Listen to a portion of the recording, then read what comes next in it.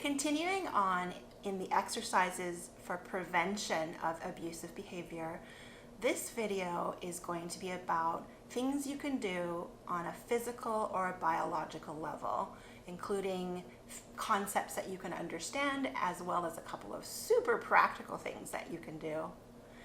So one of the first things that we want to talk about on a physical and biological level is the fear response, right?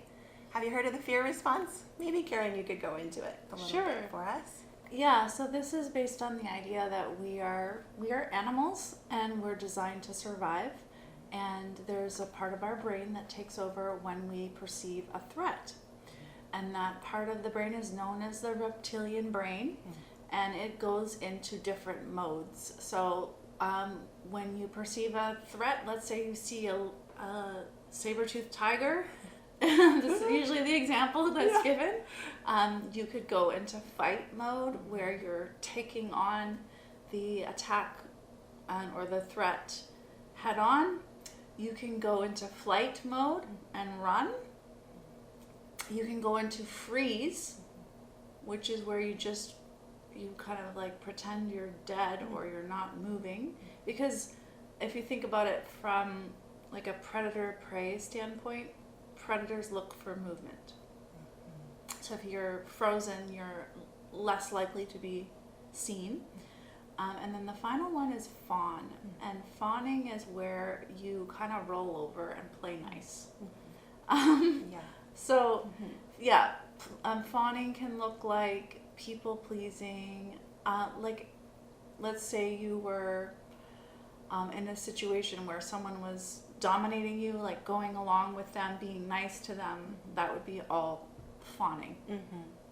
So as you hear Karen describe these a little bit, can you relate to one or more in yourself?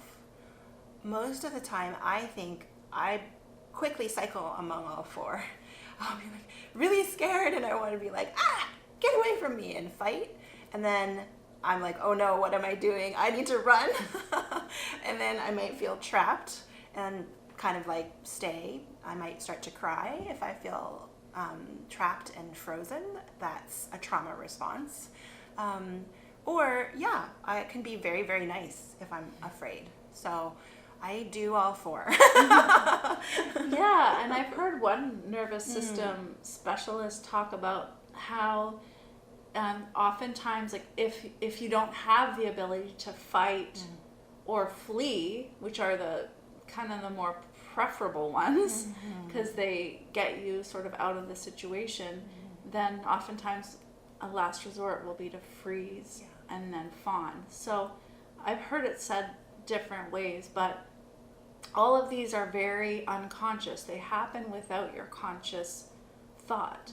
So, I've seen for myself incredible responses that I was shocked by when I was in a fear response. So the point of sharing this with you in this section about preventative exercises is for you to start to understand yourself. What is your go-to response and how does it look? Do you start to immediately yell at somebody when you're afraid and you're fighting them, or something else? So take a moment to reflect on these 4 fear responses. We'll put a link below with another resource that you can look into more deeply. But the point is, it's nice information about what happens for you. And once you know that, you're going to be able to modulate, use some of the other tools that we're giving you. Yeah, and I think an important thing to mention is that oftentimes, even though we're not actually in danger, our physiology responds with a fear response. So let's say someone says, you didn't pick up the groceries. We can respond physiologically exactly in the same way that we would as if there was a saber-toothed tiger. We can perceive a threat when there actually is not a threat. And that's the tricky area in relationships, is that our physiology can sometimes betray us, where we're responding from fear, but there isn't actually something to be afraid of. And that's where we want to learn how to handle ourselves in those moments, to really start to develop a sense of safety. I love that. And it helps me move into the next point, and that is a quick little exercise on a physical level that I like to call the tracking charge exercise. And all it really is to take a scan of your physical self, your body, and see if you can identify like an electrical feeling of charge in your body. It might manifest itself like as tension. It might be actually you're clenching your hands or maybe your buttocks. Oftentimes I'm clenching my butt because I'm, having that sense of charge. I'm holding something. So just take a moment now, if you would, and very briefly check internally in your body. If I ask you to track the charge of your emotions, the charge of your tension, the charge of your stress, where would you say it is? If pretend we can hear you and actually say it out loud. Oh, I feel it in my neck and my shoulders. Do you feel it somewhere? Yeah, I feel it in my shoulders, but as you said it, it started to relax. See, that's so great. See, just tracking it creates a relationship with it. It feels acknowledged and it can relax. So good. We didn't plan that, by the way. So that's tracking charge. It's something that I use regularly. If I'm in a stressful situation, I'll immediately say, okay, where's the charge in my body? And that takes us to the next quick exercise, and similar, it goes together, and that is to find safety in your body if you can. All that looks like, it's similar, is do an internal scan of your body and ask yourself, is there anywhere in my body that feels safe right now? And for whatever reason, for me, it's always in my earlobes. Wow. It's really funny. It's just this little piece here, a little earlobe spot. Feels safe in there for whatever reason. Do you have a place that feels? Yeah, I feel safe in my belly and like my legs, my bum.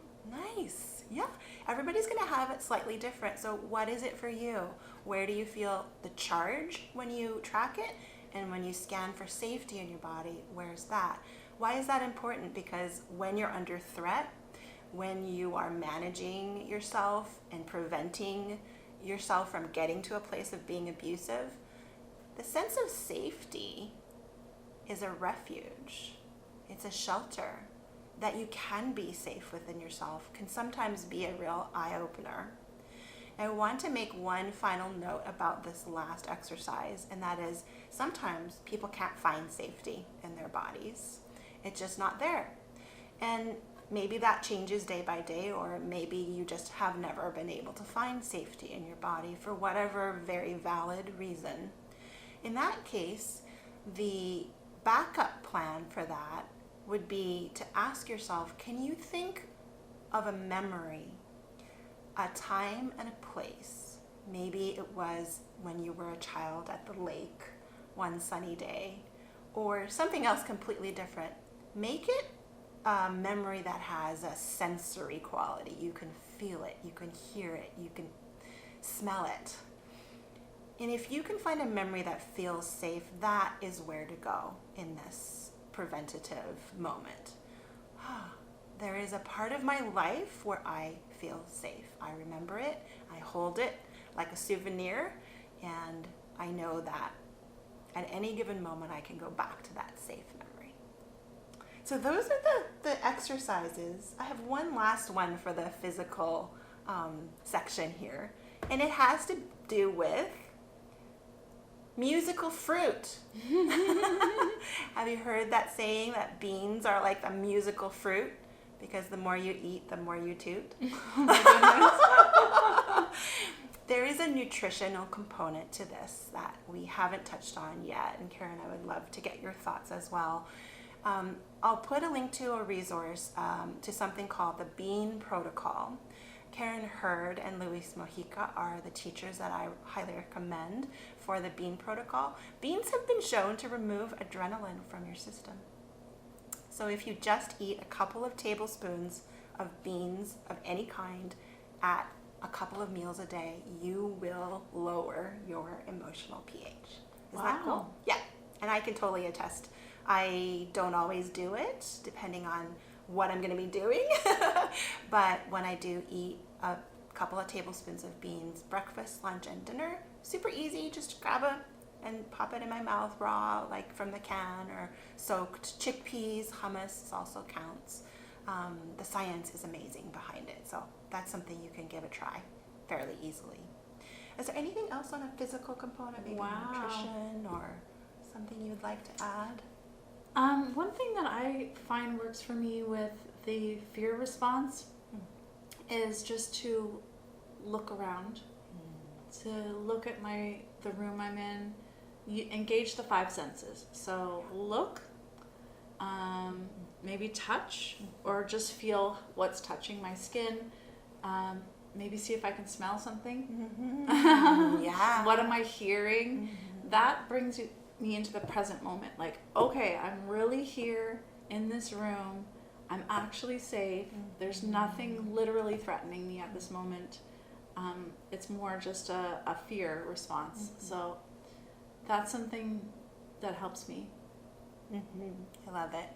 So hopefully you're getting an idea of how multidimensional this set of tools is. It's not just about understanding psychology. You have a lot of ways through the body, through the heart, spirit, mind to address these things. Thank you, Karen. Yay.